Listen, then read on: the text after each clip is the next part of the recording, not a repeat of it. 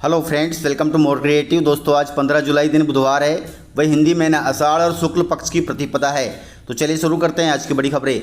यदि आपको खबरें पसंद आए तो वीडियो को लाइक जरूर करिएगा और इसी प्रकार की खबरों के लिए चैनल को सब्सक्राइब कर बेल आइकन पर क्लिक कर दें। दोस्तों, खबरें पूरी पाने के लिए वीडियो अंत तक जरूर देखिए और आप हमें प्रदेश के किस जिले से देख रहे हैं कमेंट बॉक्स में जरूर बताइएगा। गाइस, मध्य प्रदेश के बिजली उपभोक्ताओं को मिली है बड़ी राहत के तहत अब शिकायत दर्ज करना और बिजली सेवाओं का लाभ लेना पहले से अधिक आसान हो गया है। सरकार ने पहले इसके लिए टोल फ्री नंबर जारी किया है, वह टोल फ्री नंबर है 1912। इसके अलावा नया हेल्पलाइन नंबर जारी किया है, वह है 075543144165। एक बार फिर से 075543144165। इन नंबरों पर कॉल करके आप बिजली से जुड़ी समस्याओं का समाधान पा सकते हैं। गाइस, मध्य प्रदेश सहित पूरे देश में नए रूप में हो रही है साइबर ठगी, इसलिए रहे सावधान। मध्य प्रदेश के ग्वालियर जिले में एक बुजुर्ग चार्टर्ड अकाउंटेंट को व्हाट्सएप पर एक मैसेज मिला था। मैसेज करने वाली कथित महिला ने खुद को निवेश सलाहकार बताया था। निवेश सलाहकार की सलाह पर पैसे से चार्टर्ड अकाउंटेंट बुजुर्ग ने निवेश की शुरुआत भी कर दी। शुरुआती दौर में छोटे छोटे निवेश अच्छा रिटर्न दे गए और बाद में फर्जी निवेश पोर्टल के जरिए मोटी रकम निवेश कर ठग रफू चक्कर हो गया। अब सीए साहब परेशान हैं और उन्होंने पुलिस में शिकायत की है। इसलिए ऐसी घटनाओं से सावधान रहें, किसी भी अनजान के बहकावे में बिल्कुल ना आएं। दोस्तों, मोहन कैबिनेट में लिए गए हैं बड़े फैसले जो जनता के हित में हैं। मुख्यमंत्री मोहन यादव की अध्यक्षता में मंगलवार को कैबिनेट बैठक हुई। इस बैठक में सरकार ने साल 2027 को युवा वर्ष के रूप में मनाने का फैसला लिया है। इसके अलावा जीएसटी में एक्सपोर्ट को भी बड़ी राहत मिली है। वहीं आंगनवाड़ी के टेक होम राशन सिस्टम में भी बड़ा बदलाव किया गया है। इसके अलावा कैबिनेट में पंचायतों के लिए नया दृष्टि पोर्टल भी लॉन्च किया गया है जो पंचायतों के हित में है। इस प्रकार से कैबिनेट के फैसले थे जो आम जनता के काम के हैं। गाइस, मध्य प्रदेश सहित देश भर में बढ़ रहा है सफेद जहर। दोस्तों, राजस्थान के मेवात क्षेत्र से सिंथेटिक पनीर पूरे देश में भेजा जा रहा है। यह मेवात क्षेत्र सिंथेटिक डेयरी उत्पादों की बड़ी मंडी बना हुआ है। यहाँ से सफेद जहर अर्थात सफेद पनीर पूरे देश में सप्लाई किया जा रहा है। हो सकता है कि यह सिंथेटिक पनीर मध्य प्रदेश में भी आया हो, इसलिए सावधान रहें। गाइस, मध्य प्रदेश के धार भोजशाला पर सुप्रीम कोर्ट का बड़ा आदेश जारी हुआ है। धार भोजशाला मामले में मंगलवार 14 जुलाई को सुप्रीम कोर्ट में सुनवाई हुई थी। यह याचिका मुस्लिम पक्ष ने लगाई थी। मुस्लिम पक्ष ने हाई कोर्ट इंदौर के फैसले पर रोक लगाने और पहले जैसी स्थिति बहाल करने की मांग की थी। पहले स्थिति थी कि धार भोजशाला में मुस्लिम पक्ष दिन भर नमाज पढ़ता था। हालांकि सुप्रीम कोर्ट ने इस मांग को खारिज कर दिया है, परंतु सुप्रीम कोर्ट ने मुस्लिम समाज को यह व्यवस्था दी है कि परिसर के बाहर पास की जमीन पर नमाज अदा की जा सकती है। इसके लिए हर शुक्रवार दोपहर 1 बजे से 3 बजे तक की मंजूरी मिली है। अब इस मामले में 3 सप्ताह बाद फिर से सुनवाई होगी। अतः भोजशाला से जुड़े हिंदू तथा मुस्लिम भाई सुप्रीम कोर्ट के फैसले को ध्यान में रखें।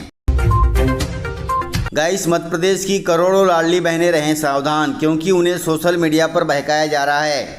मध्य प्रदेश सरकार की लाडली बहना योजना को लेकर सोशल मीडिया पर एक नई अफवाह तेजी से फैल रही है। इसमें कहा जा रहा है कि योजना में नए फॉर्म भरे जा रहे हैं। वहीं ठगों ने इसके लिए एक बहुत शातिर तरीका अपनाया है। वे ग्वालियर शहर और आसपास के ग्रामीण इलाकों की महिलाओं को व्हाट्सएप पर पुराने फार्म भेज रहे हैं। बता दें कि यह फार्म 3 साल पहले यानी 2023 में भरे गए थे। उन्हीं फार्मों को अब ये शातिर महिलाओं को भेज रहे हैं। इन फॉर्म पर महिला का फोटो, नाम और मोबाइल नंबर तक दर्ज है। यह देखकर महिलाएं आसानी से भरोसा कर लेती हैं और फार्म असली लगते हैं, इसलिए महिलाएं झांसे में आ जाती हैं। जानकारी के अनुसार फार्म के साथ ठग एक QR कोड भी भेज रहे हैं। इस कोड पर 1350 रुपये भेजने को कहा जाता है। दावा किया जाता है कि रुपए भेजते ही योजना की किस्त शुरू हो जाएगी, जबकि यह बिल्कुल गलत बात है। कुछ ठग तो किस्त की राशि बढ़ाकर 3000 रुपये तक करने का लालच भी दे रहे हैं। यह सुनकर कई महिलाएं जल्दबाजी में स्कैनर पर 1350 रुपये भी भेज चुकी हैं। वहीं जांच में सामने आया है कि यह डेटा पुराना है।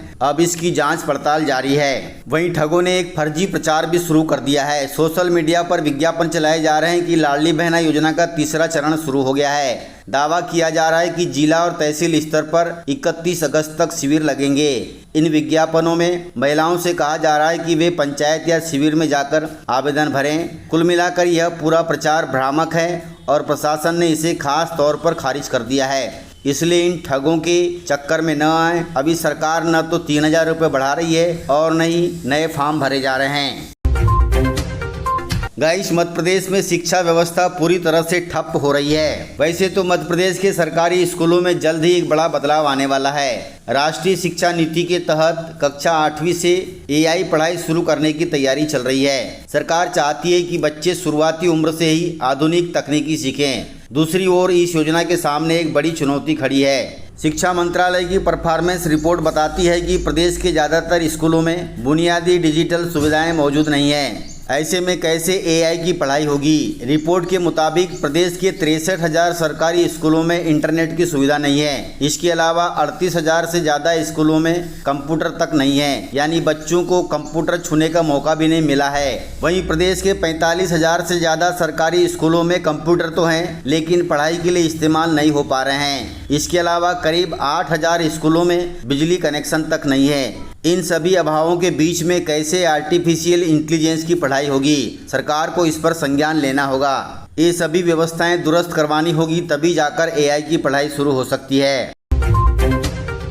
गाइस, मध्य प्रदेश सहित पूरे देश की बेटियां आत्मनिर्भरता की ओर बढ़ रही हैं। वे शादी अब जल्दी उम्र में नहीं कर रही हैं। दोस्तों, भारतीय समाज में एक बहुत बड़ा बदलाव अर्थात पॉजिटिव बदलाव देखने को मिल रहा है। आज मध्य प्रदेश सहित देश की बेटियां जल्द शादी के बंधन में नहीं बंध रही हैं। वे अपने कैरियर और हायर एजुकेशन को सबसे ज्यादा महत्व दे रही हैं। बेटियां अब पूरी तरह आत्मनिर्भर और इंडिपेंडेंट बनना चाहती हैं। शिक्षा के इस नए ट्रेंड ने पुरानी सोच को पूरी तरह बदल दिया है। लड़कियों की शादी की औसत उम्र बढ़कर अब 23 साल हो गई है। पहले भारत की शादी की औसत उम्र 19 साल थी, लेकिन अब लड़कियों ने इस उम्र को बढ़ा दिया है। हो सकता है सरकार जनगणना के बाद इस उम्र को लागू कर दे।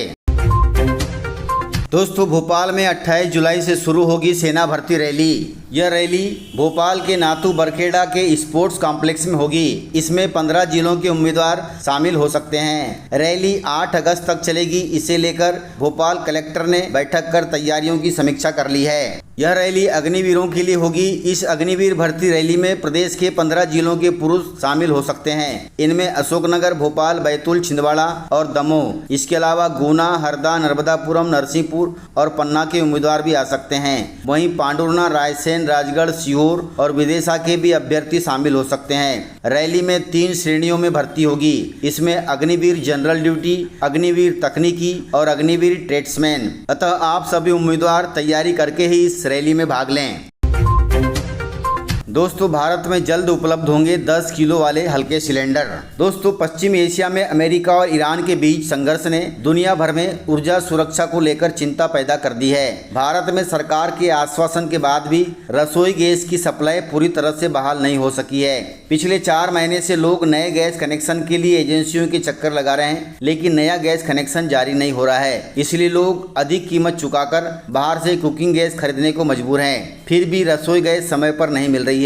इसे देखते हुए सरकारी तेल कंपनियां 10 किलो वाले प्लास्टिक सिलेंडर का इस्तेमाल बढ़ाने पर विचार कर रही हैं। ये सिलेंडर कमर्शियल LPG रेट पर बेचे जा सकते हैं। हालांकि अभी सरकार की तरफ से मंजूरी नहीं मिली है। अगर मंजूरी मिलती है तो इससे भारत के प्रवासी मजदूरों, किराएदारों, विद्यार्थियों, स्ट्रीट वेंडर, कैफे और खाने पीने की दुकान चलाने वालों को काफ़ी फायदा मिलेगा।